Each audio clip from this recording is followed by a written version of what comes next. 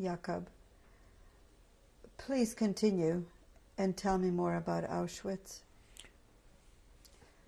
Legyen szíves, folytassa.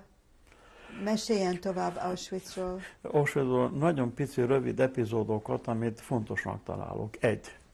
Auschwitzban a Weichsel Metall Uniónban dolgoztam. Egy hatalmas üzem volt, ahol gránátok készültek. Nőkkel együtt dolgoztunk. Egész modern kis üzem volt, és én mind nagyon jó esztergálásnak tartottak. Egy nagyon speciális munkát kaptam, az automata gépeknek, amit csigamenekkel csinálják, ez nem érdekes. A érdekes a következő itten, hogy ezekben a gránátokat megtöltötték robbanóanyaggal, és a nép, és én is loptuk a lőport, és a kenyérből kivettünk a beléből, betettük, és visszatettük. És amikor mentünk be a kapunál, akkor így kellett bemenni, nem jutott eszébe az SS-nek a kapuba, hogy a kenyeret felnyissa, hogy abban van robbanóanyag. És alkatrészeket hordtunk, és ezeket, mikor vitték a szemetet Auschwitzból, ugyancsak a krematóriumba, Birkenauba, akkor jutott át így általunk készített robbanóanyagok. Sőt, Auschwitzban ügyes technikusok kis primitív detektor rádiót is állítottak össze, és tudtuk a híreket. Sőt, egy Moritz nevezetű francia zsidó fiú azt mondta, máma, nem mész ki dolgozni az én felelősségemre. Nagyon komoly szervezet volt Auschwitzban. Nem mész ki dolgozni, és mit kaptam? Kellett a térképeket rajzoljam, és belerajzolni a front helyzetet, ahogy ők a híreket, ahogy hallgatták onnan. Úgyhogy én bemaradtam a blokkba, nem volt érdekes, hogy jött az SS vagy a műszerbe, azt mondták, nyugodtan maradhat, semmi bántodásra nem lehet. Oké. Akkor volt Auschwitzból szökés. Ha elkapták, akkor fligalarm volt, leállt a munka minden, és akasztás volt a következménye. Egy fiatal, 16 éves pápai zsidó fiúcskát felakasztottak, mert belopózott a konyhának a pincébe, és ellopott egy fél káposztát, amit eldugott, és közben Apel volt, fújtak Apelra, nem mert előjönni. Erre állt az Apel órákon keresztül, míg előszerezték a pincéből, erre természetesen felakasztották, és ezt nekünk végig kellett nézni. Ez volt az első akasztás, amit láttam személyesen. Az akasztófa egy ilyen hordozható akasztófa volt, egy körülbelül 1 méter 20 négyzetes dobogó, aminek a két ajtója befele nyílott, egy kurblit meg kellett mozgatni, akkor az ajtó benyílott. Felette a fordított L alakú, a kötelet a nyakába tették, de rosszul tették a kötelet, úgyhogy nagyon sokat vergődött, és nem akart meghalni. Aztán jött az SS, mikor elkezdte a szemét piszkálni, hogy már nem reagál, hogy most el lehet, vége van. És akkor engem betintette ki a sorból, kellett visszacipeljem a bunkerbe az akasztófát, még vagy 2-3 társammal. A bunker ez egy szörnyű helyzet volt, az a különösen büntetett helyzet volt, ahol állva, a cella csak akkora volt, hogy állva lehetett benne megállni. És ott volt egy fal, és az volt a kivégző fal. Valamilyen tompító lehetett a háttérben, mai napig is ez megvan ottan. Tehát a bunker ez egy szörnyű dolog volt. Ott végeztek különböző kísérleteket, valami bazin volt, ahol hideg, jeges víz volt, ahol studírozták, hogy hány hőfokot mennyire lehet lemenni, hogyha a német pilóta beesik az óceánba, hogy mennyit tud ezt túlélni. És az élesztés az úgy történt pedig, hogy meztelen nőket fektettek mellé, testtel kellett, hogy melegítsék, hogy magához térjen. Nekem ez közvetlenül nem láttam. Az akasztófát igen, mert voltam a bunkerben, visszavittem a bunkert, láttam azt a kivégző falat is, és megteltem többek között rűvel, krec. Az olyan kanálisokat ás a bőr alatt, és akkor bementem a revírbe, és aztán vagy 2 napot voltam ott, bekentek valami kencefincével, és elmúlott. Apám jött oda az ablak alá, és hozta a csajkába pici ennivalóját, hogy már annyit evett, hogy jó van lakva, nem bír már többet enni. Én meg azt mondtam, nekem olyan jó kostom van itt, hogy ne hozzál nekem, stb. Közben haltunk éhen, ez nem érdekes. De eleinte még apám még nem volt külön az irodába, központi irodába, együtt egy blokkban voltunk, egy ágyban aludtunk. Aztán akkor őket külön más irodában, más helyen voltak elszállás, másik barakban. A lágerben, Auschwitzban, a gyárban dolgoztunk, volt egy zsidó kápó, Schulznak hívták. Valami jugoszláv boxoló volt, egy rablógyilkos volt, akit a Häftlingek a háború után megöltek, de már január 1-én, amikor nem mentünk ki dolgozni, éjszaka meglesték, mikor ment ki a WC-re, a pokrócot rádobták, agyba főbeverték, összekötözték egy pokrócba, és bedobták a szemétgödörbe, hogy majd jön a szemetes másnap, hogy elviszik. És a legnagyobb bosszúságban délfele kimászott onnan. De aztán a végén csak utolérte. A másik híres kápó volt, Gotthard, az nem volt zsidó, avval volt szerencsém találkozni Linzben a háború után, amikor alig vonszoltam magamat a 26 kilóval, és gyönyörű svájci vöröskeresztes egyenruhába grasszált. Ez volt a Gotthard kápó, aki szintén a kápónk volt Auschwitzban. Na most a Sonderkommandónak egyik részlege volt az aranyrészleg, ahol beolvasztották az aranyokat rudakban. És a kápóknak volt egy barátnő, mert a gyárban dolgoztak nők is.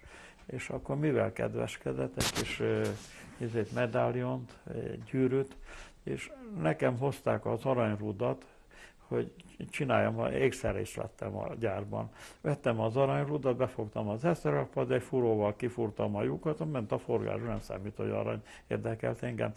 És utána aztán a köszörőkön, mikor mentem köszörülni az esztergak, és akkor a gyűrűt is körülbelül pecsétgyűrűnek kifaragtam.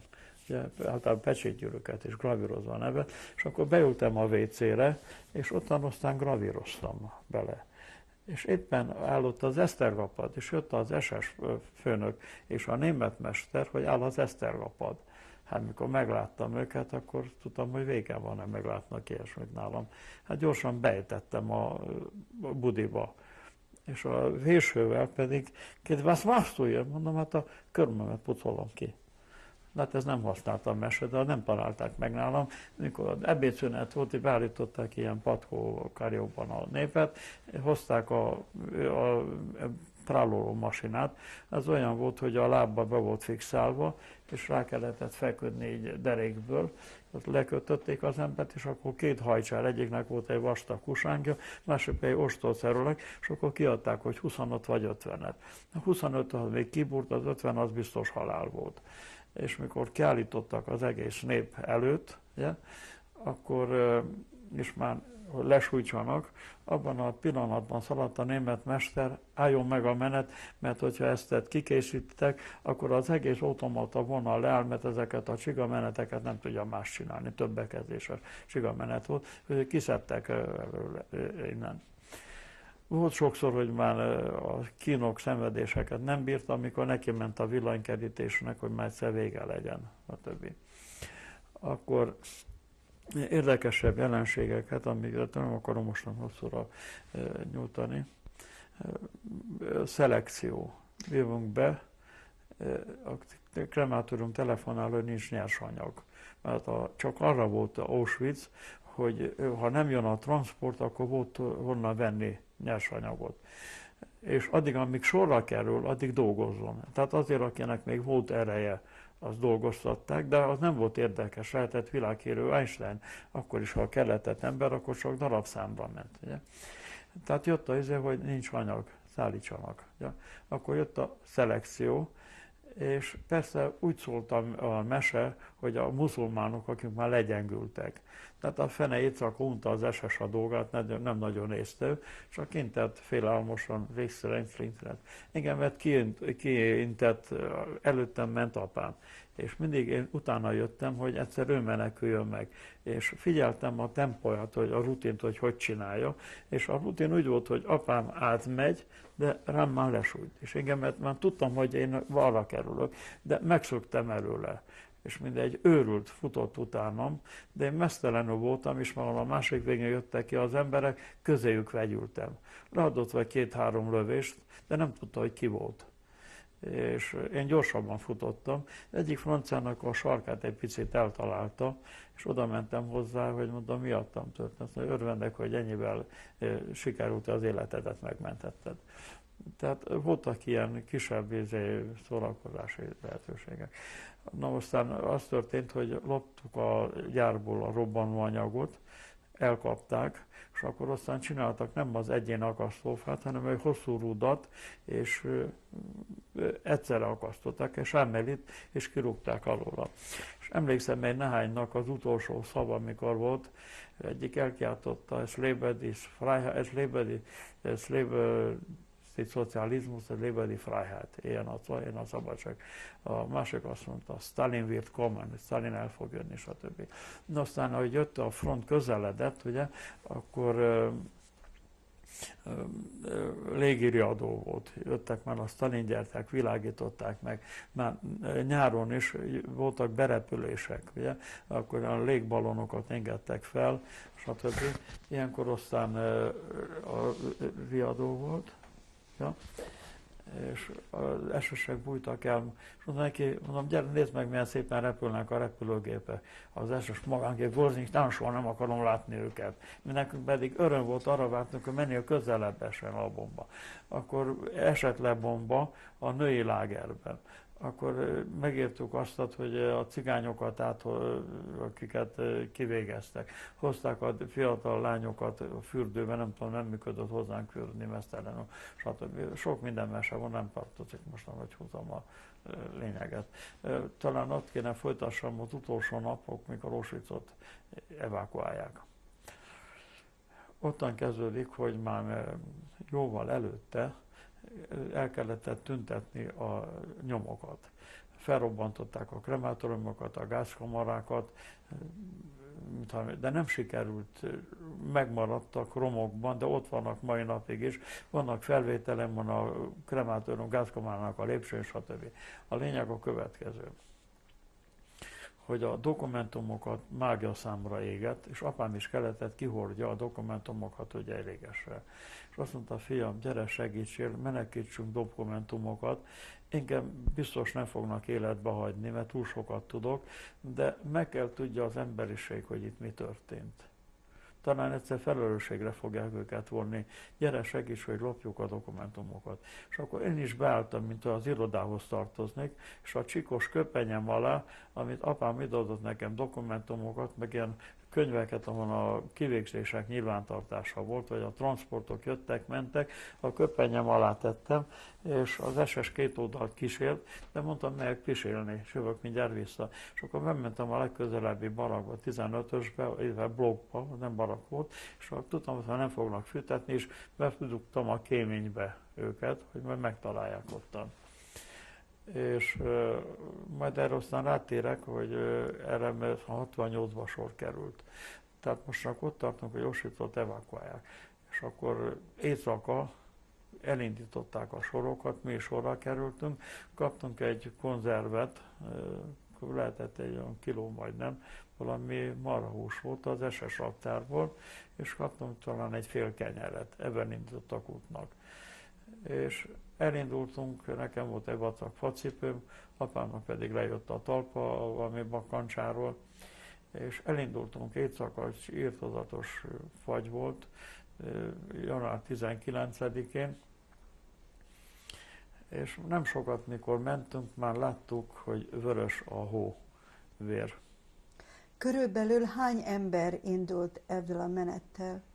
Hát ezzel a menettel nem csak Auschwitz indult el, hanem az összes környező lágerek. Csak hogy mennyi lehetett az ember, csak onnan tudhatom, hogyha elhaladtunk egy civil lakos mellett, megkérdeztük, hogy a sor eleje mikor haladt el. Azt mondja, pár nappal ezelőtt. A civilek hogy reagáltak erre a menetre? Nem mertek közeledni, és nem... Volt menet közben hogy lelépett.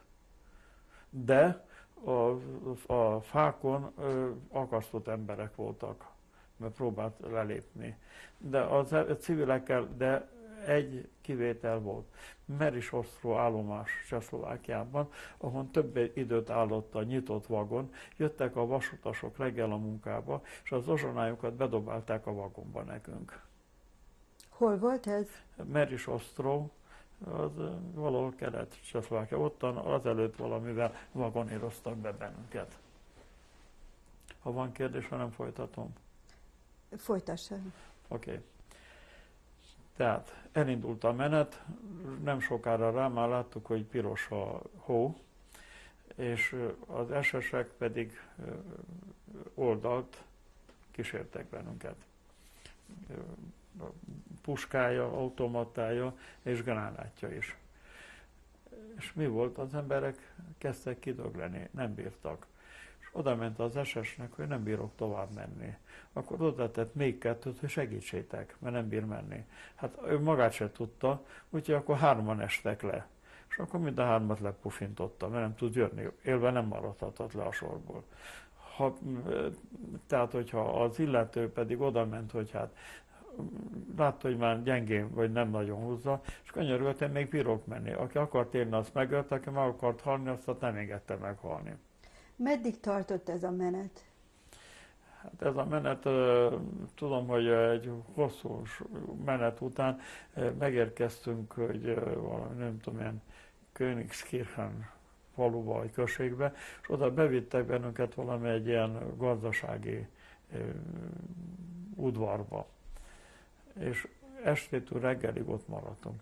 Reggel, mikor el kellett indulni, akkor ilyen kis csomók voltak, megfagyott emberek, hogy legokult. De nekem volt egy ötletem, mert ott jószágok voltak, és az nem kerültem be az istálóba, hanem a kinti ganédomra.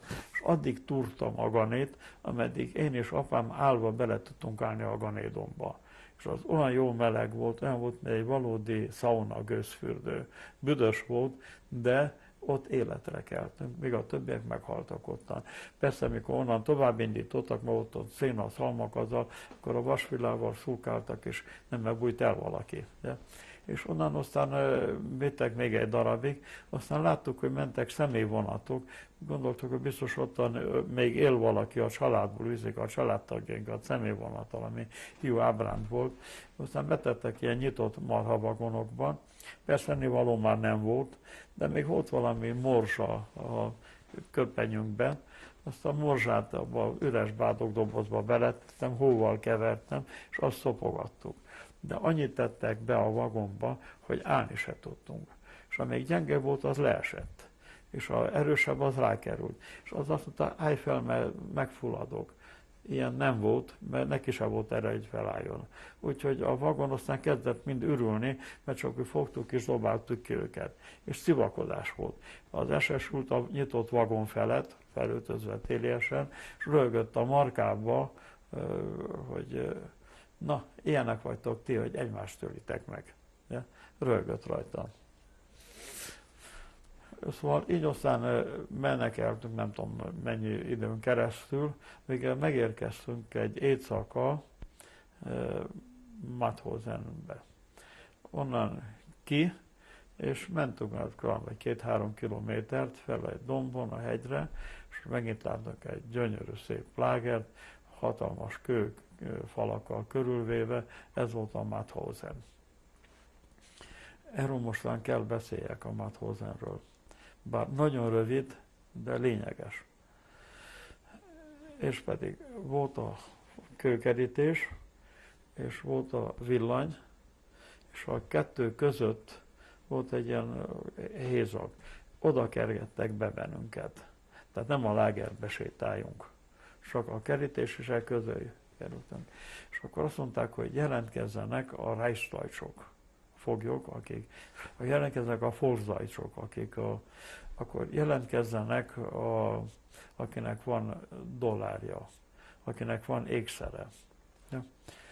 És a végén aztán, mikor ez mind lebonyolódott, rá vagy 2 napra, vagy mennyi, étlen, szomjan, írtó süvitett a vihar, hóvihar, stb.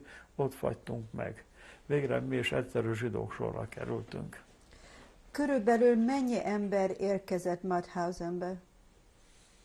Nem tudnám megmondani, mert én nem láttam sorsor elejét, sorsor végét. Csak azt tudom, hogy nem telt meg, mert mire megtelt volna, vitték másfele, és jöttek mások. Tehát itt nagy forgalom volt. A vonat után Nem körülbelül... maradtak az emberek Mauthausenben.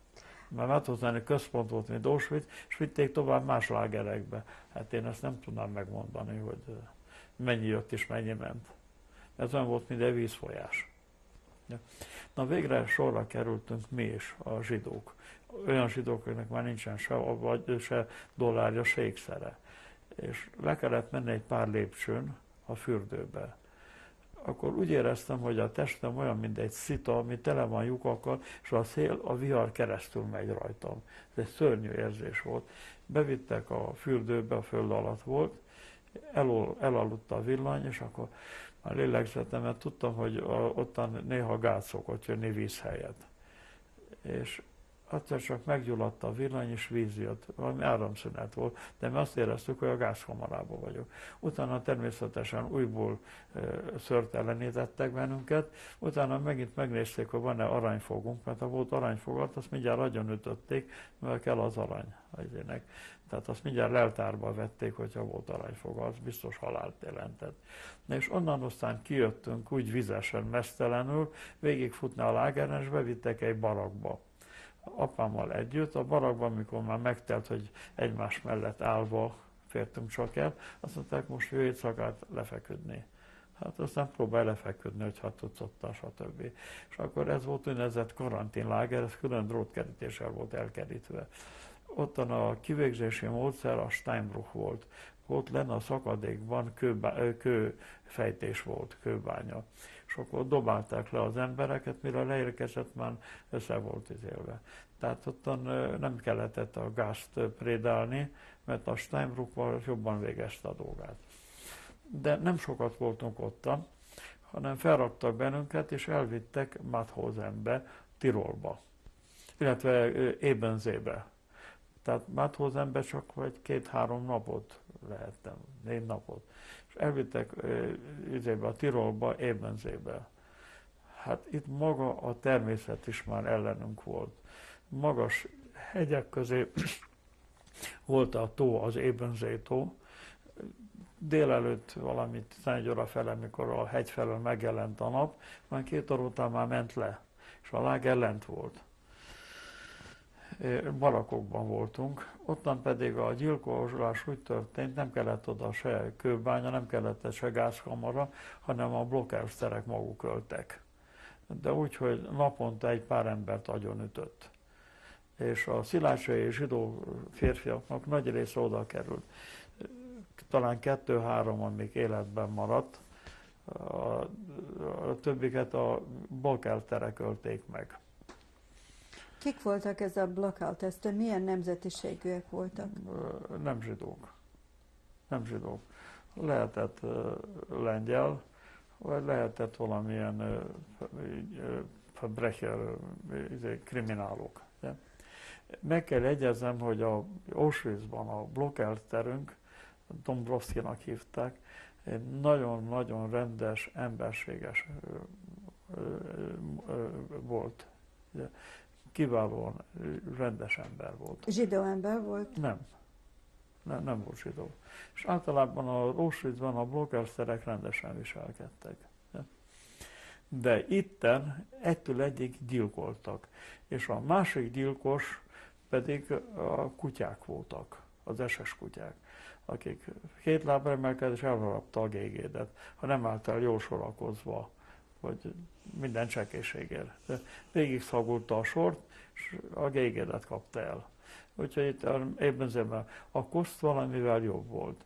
Külső munkálatok voltak, de voltak belső munkálatok, az Alpok hegyeket robbantották és túrták, mert még februárban, meg márciusban is oda akarták bevinni a német repülőipart, hogy ne lehessen bombázni. És ugyanoda kellett bevigyék a hatalmas nagy benzinciszternákat a repülőgépeknek. Na most ezek az acélciszternák elkészültek valamikor régebben, és oda voltak hozva egészen közel a hegyhez. de ez egy ilyen sík terület volt, és ahogy a hóolvadás volt, ugye lejött a sok víz, ez megfagyott, utána megint olvadt, és ilyen a jeges darabok úsztak a vízbe. És ezek a ciszternák pedig az iszapba be voltak süppedve.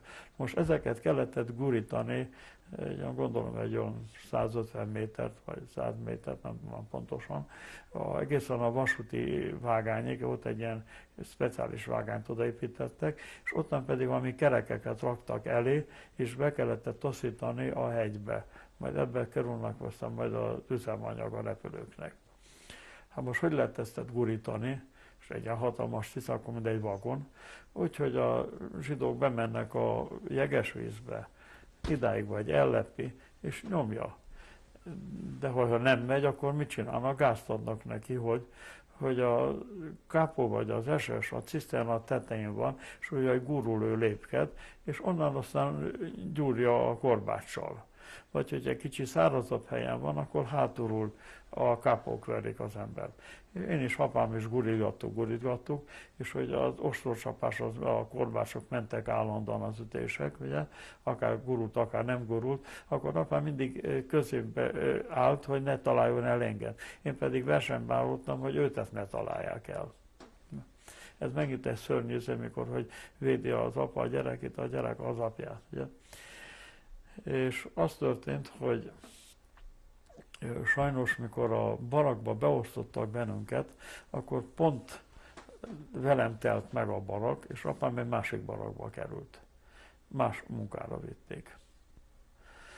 És úgy, hogy már csak nagyon futva tudtam vele találkozni. És az történt, hogy például a barakban, hogy beszéltem a Bokeltertől, aki avval nyerte ki a németeknek a szimpatiáját, az érdemét, hogy amikor jöttek be a barakba, akkor egy akkora nagy doronggal ült, és csapta főbe az embereket. És amiket egyszer eltalált, az már vihették ki hullának, de amikor az Apel volt, a stimmelt mellette voltak állva, többi fekve. A halottak stimmelt tovább, kijött a létszám. És én mindig vigyáztam a ritmusra, és egyszer elszámítottam magamat, és pont eltalált. De nem talált el eléggé. Hát ő dühös volt, hogy ennyire félre célzott, erre megfogott, letepert a földre, és a bakancsal elkezdett rajtam táncolni, és rúgni és verni. És megfogta, fejemet felemette, látta egy fiatal fiú, talán eszébe jutott, hogy neki is lehet egy ilyen fia, talán megsajnált vagy mi, megfogott és ölébe kivitte a vájúba, a vásromba, rámeresztette a vizet, mint magamhoz értem, és azt mondta, hogy ha mersz a revírbe menni, akkor kinyírlak. Úgy látszik, nem volt neki szabad félmunkát végezni. Így azt mondta, más, és úgy véresen, stb. Vissza kellett menjek. Na már most, akkor jöttünk haza vizesen, ugye? Addigra már a nap már lement, és írtó, hideg volt, és a ruha ránk fagyott, és olyan volt, mint a bádog. És amikor egymáshoz értünk, akkor mint a bádog úgy zörgött. Mikor végre bekerültünk a barakba, és most már le kell menni, lefeküdni a pricsre, ugye? Akkor egymás mellett össze voltunk bújva, akkor az megolvadt rajtunk, és akkor gőzfürdő lett. Reggel hajnalban Apel volt, akkor megint ránk fagyott. Ezek az Apelek szörnyű voltak ilyen vizes izében, hogy ezt ki lehessen bírni.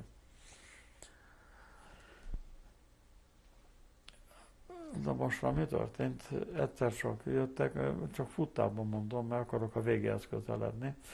Egyszer csak az történt, hogy szólítottak. Elvittek a fürdőbe, adtak rám más rabruhát. És mi történt? És visznek transportba.